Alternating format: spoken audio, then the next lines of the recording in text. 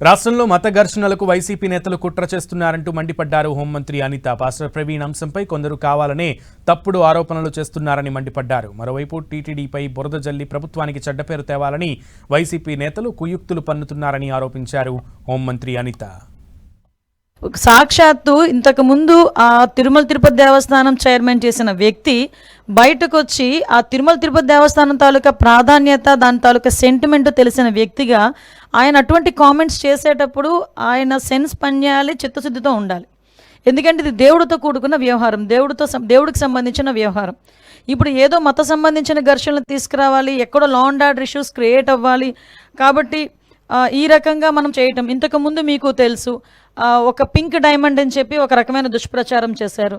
అరే అసలు పింక్ డైమండే లేదు అని చెప్పి ఆర్కియాలజీ డిపార్ట్మెంట్ వాళ్ళు కూడా బయటకు వచ్చి చెప్పే పరిస్థితి వచ్చింది.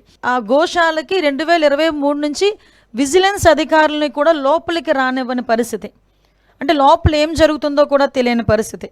అదేవిధంగా కనీసం ఆవులకి ఇచ్చే దానాన్ని కూడా కల్తీ చేసి అందులో కూడా కనీసం నాణ్యత లేని దానాలని కూడా పెట్టే పరిస్థితి కనిపించిందని సాక్షాత్తు ఈవో శ్యామలరావు గారు చెప్పడం జరిగింది.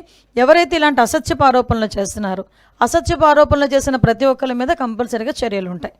పాస్టర్ ప్రవీణ్ పగడాల గారిని ఏదో రకంగా ఓన్ చేసుకుందామని చెప్పి ప్రయత్నం చేసి వాళ్ళ తాలూకా కొంతమంది మనుషుల్ని పాస్టర్ ముసుగులో కొంతమంది బయటకు వచ్చి నోటికొచ్చినట్టు మాట్లాడారు. ఏదో విధంగా మత కల్లోహాలు తీసుకురావాలి, ఇక్కడ లా అండ్ ఆర్డర్ ఇష్యూస్ని క్రియేట్ చేయాలి అన్న ఒక దృక్పథం అన్నది చాలా క్లియర్గా కనిపిస్తుంది.